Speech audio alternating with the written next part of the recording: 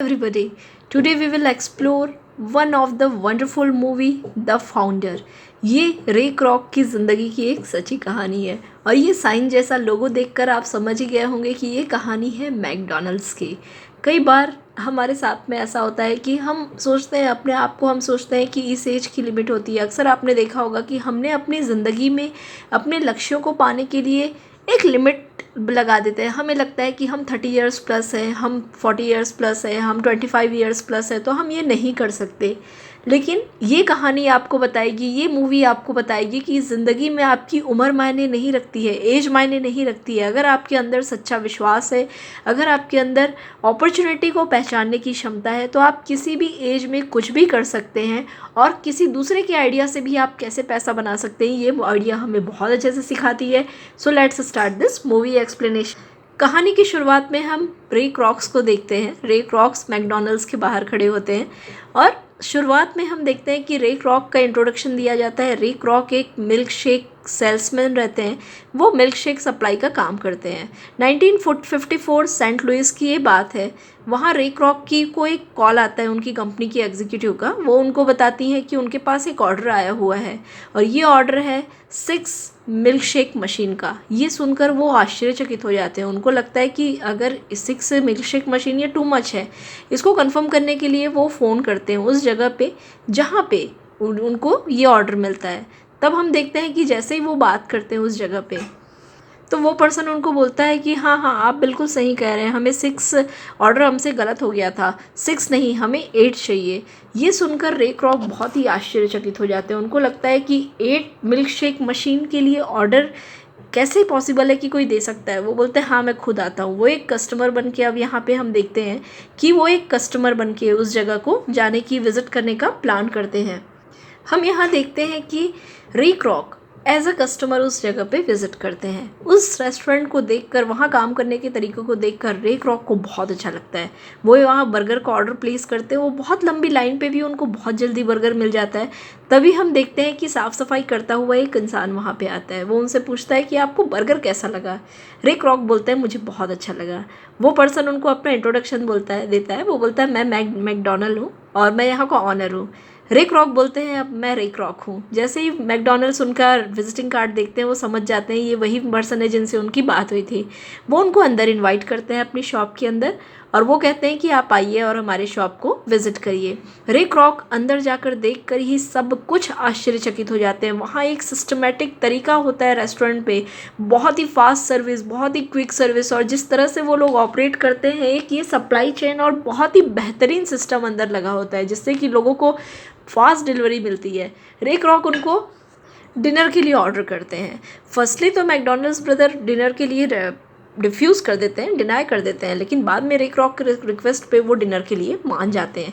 यहाँ McDonald's brothers हम देखते हैं कि मैक और डिक, ये दोनों ब्रदर्स हैं और दोनों रे क्रॉक के साथ में बैठे हुए हैं। दोनों डिस्कस करते हैं, दोनों अपनी कहानी यहाँ बताते हैं। रे क्रॉक अब उनके बारे में सब कुछ जानना चाहते हैं कि उन्होंने इस रेस्टोरेंट को कैसे शुरू किया, कैसे लगाया। ये दोनों भाई बताते हैं कि ये यहाँ पे आए हुए थे, इनको एक्टर बनना था, इसलिए ये हॉलीवुड आए हुए थे। लेकिन बाद में एक्टर नहीं बन पाने के कारण इन्होंने ये डिसाइड किया कि एक रेस्टोरेंट खोलेंगे। शुरुआत में तो इनका रेस्टोरेंट जिस जगह पे इन्होंने ओपन किया था वो करीबन ठीक ठाक चला, लेकिन बाद में इन्होंने ये प्लान किया। इन्होंने देखा कि उस जगह पे धीरे धीरे लोगों की भीड़ कम होने लगी और उसका कारण था कि वो जगह बहुत ही छोटी थी। इसलिए इन्होंने ये प्लान किया कि अब इस जगह को ये सेट कर देंगे सेंट बर्नार्डिनो में, और सेंट बर्नार्डिनो में ये अपने रेस्टोरेंट को शिफ्ट कर देते हैं। जहाँ भी इनको रिस्पॉन्स शुरुआत में तो बहुत अच्छा मिला, लेकिन यहाँ इनको एक प्रॉब्लम आ गई। इनकी प्रॉब्लम ये थी कि लोगों को, ये रेस्टोरेंट एक हाईवे पे सिचुएटेड था। अब हाईवे पे लोगों को बहुत, हाईवे पे मीन्स लोग ट्रैवल करते हुए यहाँ आते थे। इनके कस्टमर रहते हैं सारे ट्रैवलर्स।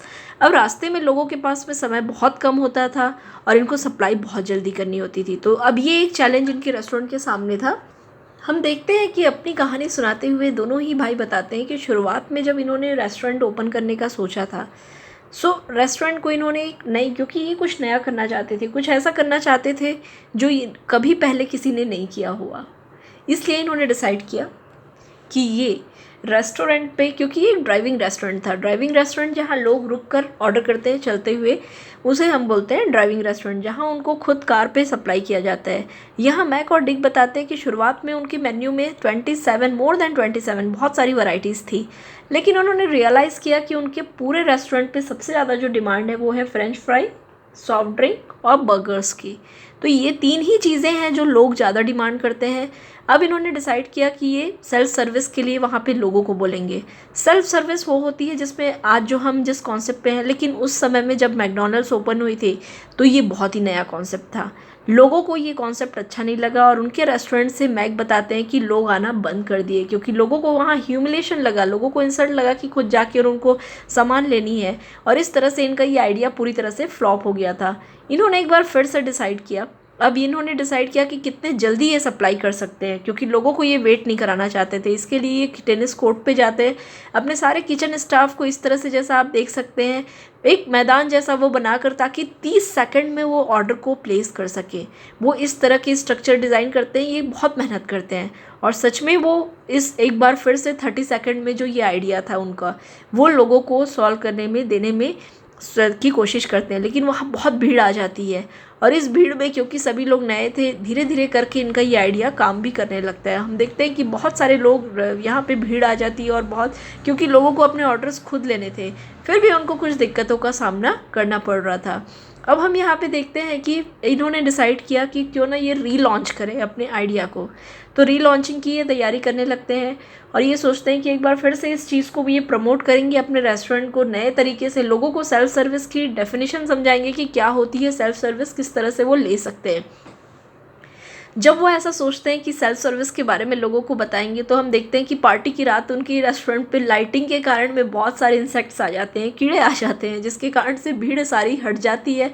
हम एक बार फिर से देखते हैं कि ये दोनों भाइयों को बहुत ही ज़्यादा डिसअपॉइंटमेंट होती है। उनको लगता है कि हमारा ये रेस्टोरेंट तो काम, आइडिया तो काम ही नहीं किया, और ये सोचते हैं कैसे ये पुराना रेस्टोरेंट शुरू कर सकते हैं। तभी इनकी विंडो पे एक बच्चा आता है। वो बच्चा इनको बोलता है, क्या मुझे एक बर्गर मिलेगी, 3 बर्गर मिलेगी? वो यहाँ पे इनको बिल्कुल दे देते हैं, ये खुश होते हैं। तभी देखते हैं हम कि इनके रेस्टोरेंट के सामने में दूसरी गाड़ी भी आकर रुकती है, वहाँ भी उनके पास ऑर्डर होता है। तीसरी गाड़ी आकर रुकती है, चौथी गाड़ी आकर रुकती है, और इस तरह से ये रेस्टोरेंट चल पड़ता है। और अब ये जो इनका रेस्टोरेंट चला, ये कहीं भी, इनको कभी भी कोई कस्टमर्स की शॉर्टेज नहीं होती है। ये 30 मिनट्स में डिलीवर करने का काम करते हैं और ये अपने काम से बहुत खुश थे, क्योंकि इनके रेस्टोरेंट में लोगों को जो सबसे इम्पॉर्टेंट होता है, आपने भी देखा होगा, जब भी हम किसी रेस्टोरेंट पे जाते हैं सबसे इम्पॉर्टेंट होता है टाइम, क्योंकि हमें लगता है कितनी जल्दी ऑर्डर आ जाए, कितनी जल्दी ऑर्डर आ जाए। और इन्होंने अपना डिलीवरी टाइम रखा था 30 सेकंड्स, 30 सेकंड के अंदर में ये सारे ऑर्डर को प्लेस कर देंगे। तो ये एक बहुत ही बेहतरीन रेस्टोरेंट कॉन्सेप्ट पे काम करते हैं और इनके कस्टमर्स पे, जैसा कि रे क्रॉक ने खुद भी फील किया था, कि ये ऊंची क्वालिटी की सर्विस देते हैं और प्रोडक्ट क्वालिटी बहुत ही बेहतरीन थी। इस कहानी को सुनकर रे क्रॉक बहुत ज़्यादा इंस्पायर्ड हो जाते हैं। अगली सुबह हम देखते हैं कि रे अगेन उन ब्रदर्स के पास जाता है और उनको बोलता है कि मुझे तुम्हारा आइडिया बहुत ही बेहतरीन लगा, और क्यों ना हम इस रेस्टोरेंट को दूसरी जगह पे जाएं। वो एक मैप दिखा के अमेरिका का कहते हैं कि अमेरिका में 2 चीज़ें बहुत ज़्यादा चलती है, हर शहर पे है, चर्च और कोर्ट। तो जिस तरह से चर्च और कोर्ट हर जगह पे है, उसी तरह से हमें मैकडॉनल्ड्स को भी दुनिया के, अमेरिका के हर एक कोने में लॉन्च करना चाहिए। ये दोनों ब्रदर्स को, उनको आइडिया को सुन के लगता है कि हमने पहले भी कोशिश की थी फ्रेंचाइजी देने की, लेकिन वो अपने रेस्टोरेंट्स की यहाँ पे फ़ोटो भी दिखाते हैं जो उनका रेस्टोरेंट का होता है, कि हमने ऑलरेडी इस पर फ्रेंचाइजी भी दी हुई है, लेकिन वो उतना काम नहीं करता है। वहाँ पे उस पिक को देख के रे क्रॉक बोलते हैं कि मुझे इस रेस्टोरेंट पे ये क्या है, ऊपर जो है वो, यहाँ पे ये आइडिया रहता है डिक का। वो बोलता है कि ये गोल्डन आर्क है जो फोनिक्स पे है। जैसे ही रे क्रॉक वहाँ पे जाते हैं, उस रेस्टोरेंट को देखकर वो देखते रह जाते हैं। उनको लगता है कि यही वो रेस्टोरेंट है, यही वो कॉन्सेप्ट है जिस पे वो काम करना चाहते हैं। घर आकर वो अपनी वाइफ के साथ में ये सारा आइडिया शेयर करते हैं। उनकी वाइफ बहुत ज़्यादा खुश नहीं होती इस आइडिया से। उनकी वाइफ सीधे तौर पर मना कर देती है, क्योंकि उन्होंने रे क्रॉक अभी 50 से ऊपर साल के हो चुके हैं। बहुत सारी उन्होंने अपनी लाइफ पे फेलियर देखी हुई है। उनकी वाइफ नहीं चाहती कि वो और फेलियर हो, लेकिन रे क्रॉक डिसाइड करते हैं कि अपने घर को लोन पे दे के वो मैकडॉनल्ड्स की फ्रेंचाइजी लेंगे। सबसे पहले वो जाते हैं, दोनों ब्रदर्स को कन्विंस करते हैं कि वो फ्रेंचाइजी देकर भी पैसे कमा सकते हैं और वो कहीं ना कहीं अमेरिका के हर एक जगह पे इसे लॉन्च कर सकते हैं। इसके लिए पहले तो दोनों ब्रदर्स रेडी नहीं होते हैं, वे बोलते हैं कि ये इतना अच्छा कॉन्सेप्ट नहीं है और इससे हमारी क्वालिटी ख़राब हो सकती है। रिक रॉक यहाँ पे कहते हैं कि सारी जिम्मेदारी मेरी होगी और क्वालिटी के साथ में हम कोई भी कॉम्प्रोमाइज़ नहीं करेंगे। हम क्वालिटी के साथ साथ इस पे मेंटेन करेंगे, अपनी ब्रांड वैल्यू को भी एक्सटेंड करेंगे और हम इस रेस्टोरेंट को एक अलग ही आयाम तक लेके जाएंगे, एक अलग ही जगह पे लेके जाएंगे। उनका जो जुनून होता है उसको देखते हुए दोनों भाई एग्री हो जाते हैं और वो डिसाइड करते हैं कि वो एक कॉन्ट्रैक्ट साइन करेंगे रेक रॉक के साथ में। उस कॉन्ट्रैक्ट पे हम देखते हैं कि रेक रॉक को बहुत ही कम परसेंटेज मिलता है, लेकिन फिर भी क्योंकि रेक रॉक का ये सपना होता है, वो एक मिल्क शेक सेल्समैन होते हैं, उनको पता होता है कि इस रेस्टोरेंट से वो क्या कर सकते हैं। रिक रॉक इस आइडिया के लिए बहुत ज़्यादा मेहनत करते हैं। बैंक पे जाके वो अपने घर के पेपर्स को गिरवी रख कर पूरा पैसा ये अपनी जमा पूंजी इस जगह पे लगा देते हैं और वो ओपन करते हैं अपना एक नया रेस्टोरेंट मैकडॉनल्ड्स, एक नई फ्रेंचाइजी वो ओपन करते हैं। अब हम यहाँ पे देखते हैं कि रिक रॉक को अब और भी लोगों की ज़रूरत है। वो ये जगह वैसी ही बन जाती है एक रेस्टोरेंट जैसा कि वो चाहते थे, लेकिन उनको और भी रेस्टोरेंट्स चाहिए तो वो अपने बाकी फ्रेंड्स से भी हेल्प लेते हैं। यहाँ हम देखते हैं कि जो दोनों ब्रदर्स होते हैं वो टाइम टू टाइम रिक रॉक से सारे अपडेट्स लेते रहते हैं। रिक रॉक यहाँ पे अपने कुछ फ्रेंड्स के साथ में डिसाइड करते हैं कि उनको भी ये प्रपोजल से अवेयर कराने का, जिसके लिए वो अपने सारे फ्रेंड्स को अपना आइडिया शेयर करते हैं कि किस तरह से उन्होंने रेस्टोरेंट के लिए एक प्रपोजल लिया हुआ है। उनके बाकी फ्रेंड्स हंसते हैं उनके ऊपर, क्योंकि उसके पहले रिक रॉक बहुत बार फेल हुए रहते हैं। लेकिन जब उनकी वाइफ कहती है कि ये रॉक आइडिया रिक रॉक का बहुत अच्छा है, सब लोग जब उस आइडिया को सुनते हैं तो वो डिसाइड कर लेते हैं कि वो भी अपना रेस्टोरेंट ओपन करेंगे। उनके सारे फ्रेंड्स ने उनकी फ्रेंचाइजी ले ली, लेकिन रिक रॉक को ये चीज़ अच्छी नहीं लगी, क्योंकि वो साफ़ सफाई पे और प्रॉपर क्वालिटी उस जगह की मेंटेन नहीं कर रहे होते हैं। अब रिक रॉक एक बार डिसाइड करते हैं कि फिर से अगेन वो फ्रेंचाइजी की सारी कंट्रोल अपने ऊपर लेंगे और वो एक क्वालिटी के साथ में रेस्टोरेंट्स ऐसे लोगों को ढूंढते हैं जो जुनूनी हो, जो कुछ करना चाहते हो, जो सच में उस रेस्टोरेंट को चला सके। यहाँ वो मीटिंग्स लेते हैं और अच्छे लोगों को सिलेक्शन करके फ्रेंचाइजीज देते हैं। अब हम यहाँ पे देखते हैं कि यहाँ उनकी मुलाकात सारे, क्योंकि उनको अब ऐसी चीज़ें चाहिए, ऐसे लोग चाहिए जिनसे कि वो बहुत ही बेहतरीन तरीके से डील कर सके। और जो रेस्टोरेंट के लिए यहाँ हम रोली स्मिथ को देखते हैं। रोली स्मिथ एक पर्सन होते हैं जिनकी वाइफ का नाम होता है जॉन, और हम देखते हैं कि रिक रॉक उनको देखते ही बहुत इम्प्रेस हो जाते हैं। यहाँ उनकी वाइफ के साथ में वो पियानो भी बजाते हैं और उनकी रोली स्मिथ जो होते हैं फाइनली वो भी एक मैकडॉनल्ड्स की फ्रेंचाइजी ले लेते हैं। ऑलरेडी उनके पास एक रेस्टोरेंट होता है। यहाँ हम देखते हैं कि जो रिक रॉक होती हैं उनकी वाइफ को ये चीज़ पता नहीं होती कि उन्होंने बैंक से में घर को बिक्री लोन लीज पे दे के रखा है रेस्टोरेंट के लिए। तो यहाँ जब रिक रॉक वापस से मैकडॉनल्ड्स ब्रदर्स से अपने परसेंटेज के लिए बात करते हैं, ये दोनों ब्रदर्स उनको सीधे से बोल देते हैं कि हम बार बार ये नहीं करना चाहते, और वो डिसाइड करते हैं कि उनको लगता है कि रिक रॉक को इस डिसीज़न को देख के, रेस्टोरेंट को देखकर उन्होंने गलती की है। लेकिन फिर भी रिक रॉक को वो सीधे तौर पे मना कर देते हैं। यहाँ हम देखते हैं कि रिक रॉक बहुत ज़्यादा पैसा इस जगह से नहीं कमा रहे होते हैं और अब तो उनको बैंक से अल्टीमेटम भी आने लगा है। इसीलिए रिक रॉक की वाइफ उनको कहती है कि हम अब घर से बेघर हो जाएं, इससे पहले आपको ज़रूर कुछ करना चाहिए। रिक रॉक सोचते हैं, डिसाइड करते हैं कि वो बैंक जाएंगे, बैंक जाकर वो बात करेंगे ताकि उनको थोड़ा सा और टाइम मिल जाए इन चीज़ों के लिए। सो वो जब बैंक जाते हैं और बैंक से वो बात करते हैं कि ताकि उनको ज़्यादा समय के लिए मोहलत मिल जाए, लेकिन बैंक इस चीज़ को डिनाई कर देती है। लेकिन बैंक में उनकी सारी बातचीत सुन रहा होता है एक पर्सन, उस पर्सन का नाम होता है हैरी सोनबर्ग। वो उनकी सारी बातों को सुन रहा होता है, जिस तरह से मैकडॉनल्ड्स के लिए वो बात करते रहते हैं बैंक पे, जितनी भी उनकी कन्वर्सेशन होती रहती है, ये पर्सन हैरी उनकी सारी बातों को सुन रहा होता है। हैरी बैंक से निकलने, रे से पूछते हैं बैंक से निकलने के बाद ही कि एक मिनट रुकिए, मैंने आपकी सारी बातें सुनी और आपने जो बोला, क्योंकि मैकडॉनल्ड्स मैं खुद 2 से 3 बार जाता हूँ, लेकिन आपने बोला आप उससे पैसा नहीं कमा रहे हैं। मैकडॉनल्ड्स रिक रॉक बोलते हैं कि सच में, क्योंकि मैंने एक डील की हुई है। वो उनके कॉन्ट्रैक्ट को देखता है हैरी यहाँ पे, और हैरी बोलता है कि आपके परसेंटेज तो बहुत ही कम है जितने परसेंटेज आपने लिए है। रिक रॉक बोलते हैं हाँ मुझे पता है, लेकिन इस पर्सन के साथ साथ मैं कैसे कमा सकता हूँ। हैरी यहाँ पे उनसे उनका प्रपोजल पूछते हैं कि किस तरह से वो काम करते हैं। रिक रॉक उनको बताते हैं कि वो सबसे पहले उस पर्सन को ढूंढते हैं जिनकी ज़मीन होती है, उस रेस्टोरेंट की वो फ्रेंचाइजी देते हैं अगले 20 सालों के लिए, और इस तरह से वो काम करते हैं। जो प्रॉफिट होता है वो शेयर के बेस पे। हैरी यहाँ पे उनको एक बहुत ही गोल्डन लाइन बोलते हैं, और जो सारे बिजनेस का कोर है। अगर आप बिजनेस पर्सन हैं या किसी भी तरीके से है, तो हैरी जो यहाँ पे वर्ड्स बोलते हैं वो एक मैजिकल वर्ड। अब यहाँ हम रेस्टोरेंट का एक सीन भी देखते हैं, जिसमें रॉले स्मिथ, वही आदमी जो मैकडोनल्ड से फ्रेंचाइजी लेना चाहता है, रे क्रॉक से फ्रेंचाइजी लेना चाहते हैं, उनके साथ में बैठे होते हैं। और रॉले स्मिथ उनको कहते हैं कि कहीं ना कहीं हम रेफ्रिजरेटर के जो बिल है वो बहुत ज़्यादा आ रहे हैं। रॉले स्मिथ की वाइफ जॉन, जिससे रे बहुत इम्प्रेस है, वो इनको एक आइडिया देती है। वो ये कहती है कि अगर हम मिल्क की जगह पाउडर का यूज़ करें, जो वनीला फ्लेवर के आते हैं, 2 फ्लेवर्स की भी वो नाम बताती हैं अगर, और वो उसे वहाँ सामने उनको बना के भी देती हैं, जो वाकई रेक टेस्ट करते हैं और बहुत डिलीशियस होता है। तो वो कहती हैं कि हमारा बिल कॉस्ट बहुत कम हो जाएगी। ये आइडिया वो मैकडोनल्ड ब्रदर के साथ शेयर करते हैं, लेकिन वो तुरंत ही उसे मना कर देते हैं। वो कहते हैं हमें क्वालिटी में कोई भी कॉम्प्रोमाइज़ नहीं करनी है। और अब हम देखते हैं कि वो पर्सन जो बैंक में मिले होते हैं रे क्रॉक को, हैरी सोनबर्ग, वो उनके साथ पूरा डिस्कशन करते रहते हैं इस बिज़नेस को लेके। हैरी सोनबर्ग उनको बताते हैं कि आपका रियल बिज़नेस है रियल एस्टेट। मतलब उनका कहने का मतलब ये होता है, वो उनको एक आइडिया देते हैं। रे क्रॉक उनसे ये भी पूछते हैं कि रियल एस्टेट में मैं कैसे आ सकता हूँ, मैं तो रेस्टोरेंट का बिज़नेस कर। यहाँ हैरी उनको एक आइडिया देते हैं। हैरी ये कहते हैं कि आपको ज़मीनें खरीदनी चाहिए। ज़मीन को खरीद कर आपको 20 सालों की फ्रेंचाइजी लोगों को देनी चाहिए जो रेस्टोरेंट चलाना चाहते हैं। इससे ये होगा कि ज़मीन की ऑनरशिप अगर आपके पास रहेगी तो अल्टीमेटली आपका नेटवर्थ बहुत ही बढ़ जाएगा, और आपको जो भी फ्रेंचाइजी लेना चाहते हैं उनसे रेंट लेना चाहिए। उस रेंट से जो पैसे आएंगे आपको उससे नई ज़मीनें खरीदनी चाहिए इस तरह से। और जब चाहे आपको ये भी है कि अगर कोई अच्छी सर्विस नहीं देता है फ्रेंचाइजी ऑनर, सो आप उसे जब चाहे वहाँ से टर्मिनेट कर सकते हैं।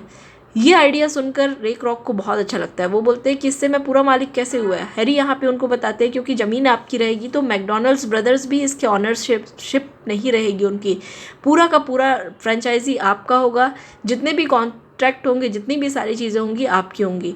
ये आइडिया रे क्रॉक को बहुत ही बेहतरीन लगता है, और वो तुरंत ही जाते हैं और यहाँ पे एक फ्रेंचाइजी के लिए, फ्रेंचाइजी का नाम वो रखते हैं रियलिटी फ्रेंचाइजी कॉर्पोरेशन, और वो इसका ओपन कर देते हैं। जब ये बात मैकडोनल्ड ब्रदर्स को पता चलती है, वो बहुत ही गुस्सा हो जाते हैं। वो कहते हैं कि तुमने चीटिंग किया हमारे साथ, तुमने धोखा दिया है, तुम क्या चाह रहे हो, हम अभी के अभी तुम्हें यहाँ से निकालते हैं। अब यहाँ पे रे क्रॉक बोलते हैं कि मैं अंदर कुछ मैकडोनल्ड्स के कुछ चेंज नहीं कर रहा हूँ, मैंने बाहर और बाकी चीज़ों को चेंज कर रहा हूँ। हम यहाँ पे देखते हैं उनके नए कंपनी के लिए अब रे क्रॉक को बहुत सारे इन्वेस्टर्स मिल गए हैं, और यहाँ उनकी फ्रेंचाइजी जो थी वो बहुत काम करती है, और उनकी दिन रात उनकी जो कंपनीज रहती है वो बढ़ जाती है। एक बार फिर से मैकडोनल्ड ब्रदर्स बोलते हैं कि तुम वहाँ पे वो सारे काम नहीं कर रहे हो रे क्रॉक जो हमने कॉन्ट्रैक्ट पे किया था। रे क्रॉक उनको कहते हैं कि तुम वो पर्सन हो जो आगे नहीं बढ़ना चाहते। मैं तो सिर्फ अपनी कंपनी चला रहा हूँ, मैं अभी 27 स्टेट्स 27 कंट्रीज़ पे मैंने ऑलरेडी मैकडोनल्ड्स को लॉन्च करके रखा है, और तुम उनमें एक सीईओ से बात कर रहे हो, तुम एक छोटी सी जगह में, छोटी सी गली में छोटा सा रेस्टोरेंट चलाते हो। मैकडोनल्ड्स अब उनको यहाँ पे रे क्रॉक को कहते हैं कि ये मत भूलो कि ये सारे आइडियाज़ हमारे ही हैं, तुम हमारा उपयोग कर रहे हो। रे क्रॉक कहते हैं कि उपयोग की कोई बात नहीं है, मेरे पास एक मौका था और उस मौके को मैंने इनकैश किया है। अब हम देखते हैं कि रे क्रॉक बहुत ही आगे बढ़ जाते हैं। उनका जो आइडिया था वो बहुत ज़्यादा काम करता है 126 कंट्रीज़ में, और अब उनका नाम भी उन्होंने चेंज कर दिया है। अपनी जो कंपनी थी उसका नाम उन्होंने रख दिया मैकडोनल्ड्स कॉर्पोरेशन। ये देखकर फिर से मैकडोनल्ड ब्रदर्स उनको काम करते हैं। वो बोलते हैं तुमने हमारा नाम भी चुरा लिया। रे क्रॉक बोलते हैं कि नाम तो मैंने नहीं चुराया, बस मैंने नाम यूज़ किया, नाम तो मैकडोनल्ड्स सरनेम मैंने यूज़ किया है, वो तो मैं कर सकता हूँ। ये देखकर दोनों मैकडोनल्ड ब्रदर्स बहुत ही दुखी हो जाते हैं, और हम देखते हैं कि जो मैक रहते हैं उनको अचानक उसी टाइम समय में डायबिटिक अटैक आ जाता है। मैं रे क्रॉक की बातें सुनकर वो हॉस्पिटल में एडमिट हो जाते हैं। हॉस्पिटल पे हम देखते हैं कि वो दोनों ब्रदर्स, क्योंकि अभी इस वक्त बात नहीं करना चाहते, इसलिए वहाँ पे वो रे क्रॉक को भी अवॉइड करते हैं। रे क्रॉक वहाँ पे हॉस्पिटल में उन दोनों ब्रदर्स से मिलने के लिए जाते हैं। रे क्रॉक उनको एक ब्लैंक चेक भी देते हैं मैकडोनल्ड्स कॉर्पोरेशन का। वो कहते हैं कि जितना चाहो अमाउंट आप इस पे भर सकते हो और आप मुझसे बात कर सकते हो, मुझे मैकडोनल्ड्स की कंप्लीट ओनरशिप चाहिए। ये दोनों ब्रदर्स बात करते हैं और वो सोचते हैं कि रे क्रॉक से जीत पाना असंभव है, इसलिए वो एग्री हो जाते हैं। वहाँ से वो रे क्रॉक को फ़ोन करते हैं और वो कहते हैं $2.7 मिलियन उनको चाहिए, साथ ही साथ सैन बर्नार्डिनो में जो उनका रेस्टोरेंट है वो भी चाहिए, और 1% की प्रॉफिट चाहिए। ये सब रे क्रॉक को बहुत ज़्यादा लगता है। वो बोलते हैं सब कुछ तो मैं दे रहा हूँ, लेकिन 1% की ऑनरशिप मैं कभी आपको रिटर्न पे नहीं दे सकता, क्योंकि इसके लिए मेरे इन्वेस्टर्स मानेंगे नहीं। ये सुनकर ये दोनों ब्रदर्स फिर से एग्री हो जाते हैं और वो अपनी फ्रेंचाइजी यहाँ इनको दे देते हैं। अब एक जगह पे हम देखते हैं कि इस मीटिंग पे दोनों ब्रदर्स रे क्रॉक से पूछते हैं कि जिस दिन तुम पहली बार आए थे, जिस दिन तुम पहली बार हमसे मिले थे, क्या तुमने उसी समय शुरू कर सोच लिया था, डिसाइड कर लिया था कि तुम्हें ये रेस्टोरेंट चाहिए यहाँ पे, और तुमने ही अपने खुद का काम क्यों नहीं शुरू किया? यहाँ वो दोनों ब्रदर्स इनसे पूछते हैं रे क्रॉक से कि तुम चाहते तो खुद का रेस्टोरेंट शुरू कर सकते थे, खुद की रेस्टोरेंट शुरू कर सकते थे, लेकिन तुमने हमारा रेस्टोरेंट लेके ऐसा हमारे साथ क्यों किया? रे क्रॉक यहाँ पे अपनी ट्रुथ बताते हैं। वो बोलते हैं कि क्योंकि मैंने सिर्फ और सिर्फ नाम नहीं, जादू, मैंने जिस पहली वक्त मैंने तुम्हारे रेस्टोरेंट को देखा था, उसी वक्त मैं मैं समझ गया था कि ये विश्व का एक बहुत ही बेहतरीन रेस्टोरेंट बन सकता है, क्योंकि इस नाम में पावर है। मैकडॉनल्ड्स, जो कि अमेरिका के बहुत सारे लोगों का सरनेम है, और ये एक ऐसा नाम है जो लोग ज़रूर एक्सेप्ट करेंगे। यहाँ हम देखते हैं कि रे क्रॉक जो मैकडॉनल्ड्स ब्रदर्स होते हैं वो बोलते हैं कि तुमने तो बहुत ही ज़्यादा हमारे रेस्टोरेंट की पूरी कॉपी कर ली। रे क्रॉक यहाँ पे बोलते हैं कि ज़िंदगी में हमेशा हमें आगे बढ़ना चाहिए, हमेशा हमें सोचना चाहिए, ये नहीं सोचना चाहिए कि आइडिया किसका है, उस पर काम करते रहना चाहिए। मैंने तुम्हारे रेस्टोरेंट को एक दूसरी जगह पर ले गया है जहाँ शायद आप दोनों भाई इस रेस्टोरेंट को कभी भी नहीं ले जाते। और रे क्रॉक अपना सपना यहाँ पे बताते हैं कि उनका सपना था कि इस मैकडॉनल्ड्स को बहुत ही ज़्यादा, इस नाम से वो मोहब्बत करते हैं, और सच में आज उनका सरनेम भी, आज उनका नाम भी मैकडॉनल्ड्स के नाम से है, क्योंकि उनकी कंपनी है। हम देखते हैं कि वो दोनों भाई ये वापस से अपने उसी रेस्टोरेंट पे 1515 जो उन्होंने शुरू किया था वहाँ पे है, और मैकडॉनल्ड्स को हम देखते हैं कि वो अब विश्व स्तरीय कंपनी बन गई है। 1958 में जहाँ ये कहानी शुरू हुई थी, अब 1970 में हम देखते हैं कि रे क्रॉक एक सुपर CEO बन जाते हैं और one of the richest person बन जाते हैं। और लास्ट पे हम देखते हैं कि रे क्रॉक एक बहुत ही बेहतरीन बिजनेसमैन और बहुत ही टॉप क्वालिटी की मैकडॉनल्ड्स की फ्रेंचाइजी रन करती है, और उनकी वाइफ है जॉन, जो रोले स्मिथ की वाइफ थी। उनसे अब उन्होंने शादी भी कर ली है। और हम यहाँ पे रे क्रॉक को देखते हैं कि वो स्पीच भी दे रहे हैं, वो लोगों को बता रहे हैं अपने बारे में, अपने स्ट्रगल के बारे में, अपने काम के बारे में। यहाँ इस मूवी पे हमें पता चलता है कि ज़िंदगी में एम्बिशियस होना बहुत इम्पॉर्टेंट होता है, और जब कभी आपको मौका मिले, जैसा हमने रे क्रॉक को देखा कि 50 साल से ऊपर का पर्सन, अगर हम 50 ईयर्स से ऊपर है और बहुत बार फेल होंगे तो हमें लगेगा कि हम कुछ भी नया करने से डरेंगे, लेकिन रे क्रॉक ने अपने इस चीज़ के लिए अपने घर को भी गिरवी रख दिया और अपना सब कुछ अगेन दांव पे लगा दिया। तो ये कहानी हमें सिखाती है कि किस तरह से हमें ज़िंदगी में अगर आगे बढ़ना है तो हम, और वहीं हमने दोनों ब्रदर्स को भी देखा जिनका आइडिया था, जिनके पास बहुत ही, जो रे क्रॉक ने किया ये दोनों ब्रदर्स भी कर सकते थे, लेकिन ये कहीं ना कहीं रिजिड थे, ये अपने आप में ही रिजिड थे। इन्होंने ये सोचा था कि इसी जगह पे ही रह के वो अपनी इस क्वालिटी ज़्यादा एक्सपेंड नहीं करना। उनको हमेशा लगता था कि ज़्यादा हमेशा बुरा होता है, लेकिन ये सच नहीं है। अगर आप देखेंगे तो अगर आप ज़्यादा का सोचेंगे तो आपको ज़्यादा मिल सकता है, हर कुछ संभव है। ये कहानी हमें बताती है रे क्रॉक की। ये एक बहुत ही इंस्पिरेशनल मूवी है जो आपको ज़रूर देखनी चाहिए। ये कहानी आपको बताएगी कि किस तरह से ज़िंदगी में आपकी कठिनाइयों का सामना कर कर आप बहुत ही बेहतरीन हासिल कर सकते हैं। और खेल जीतने के लिए सबसे इम्पॉर्टेंट है कि हमेशा हम हार पहले ही मान लेते हैं, लेकिन कभी भी आप लड़ने के पहले हार मत मानिए। आप ज़रूर अपने उस काम को करिए, तभी आप डिसाइड करिए कि क्या होगा। और एक और चीज़ जो सबसे इम्पॉर्टेंट है इस मूवी की, कि ये मूवी आपको बिज़नेस की रियल चीज़ों को बताती है, जो एक सेल्स पर्सन ने बोला था, हैरी सोनबर्ग ने कहा था, याद होगा आपको रे क्रॉक को, कि हर एक बिजनेस का रियल जो वेल्थ होता है वो रियल एस्टेट होती है। ये एक बहुत ही बड़ा मंत्र है कि बिज़नेस में अगर हम शुरू करना चाहते हैं तो हमें रियल एस्टेट, बहुत ही बड़ा लोकेशन, जैसा कि आप देखते हैं कि लोकेशन बिज़नेस के एक बहुत ही इम्पॉर्टेंट फैक्टर भी है। तो रियल एस्टेट एक बिज़नेस पर्सन को सोचना चाहिए कैसे वो अपने रियल एस्टेट से काम कर सकते हैं। रियल एस्टेट, जैसा उनको सोनबर्ग ने बोला था कि आपका रियल बिजनेस रियल एस्टेट का, और जब इस चीज़ को रे क्रॉक ने इम्प्लीमेंट की, उनकी लाइफ में एक टर्निंग पॉइंट आ गया। सो ये थी पूरी कहानी द फाउंडर की। और आई विल सजेस्ट यू कि आप इस कहानी को बार बार बार बार भी अगर सुनना चाहते, देखिए एक रियल स्टोरी है रे क्रॉक की ज़िंदगी की। एक मिल्क शेक पर्सन कैसे, और आज मैकडोनल्ड्स तो हम सब देखते ही हैं और हम सब उसके प्रोडक्ट के फ़ैन भी हैं, उनकी सर्विस क्वालिटी हर चीज़ बहुत अच्छी है। तो ये थी पूरी story. Thank you for watching. If you have any positive feedback please write us, and if you have any positive suggestion please give us, and if you have any requisition for any movie, अगर आपके, क्योंकि इस channel पे हम सिर्फ और सिर्फ life inspirational movie ही explain करेंगे। सो अगर आपको कोई भी ऐसी मूवी लगता है आपको कि हमें एक्सप्लेन करनी चाहिए, please send us the movie detail. Thank you for watching. Thank you.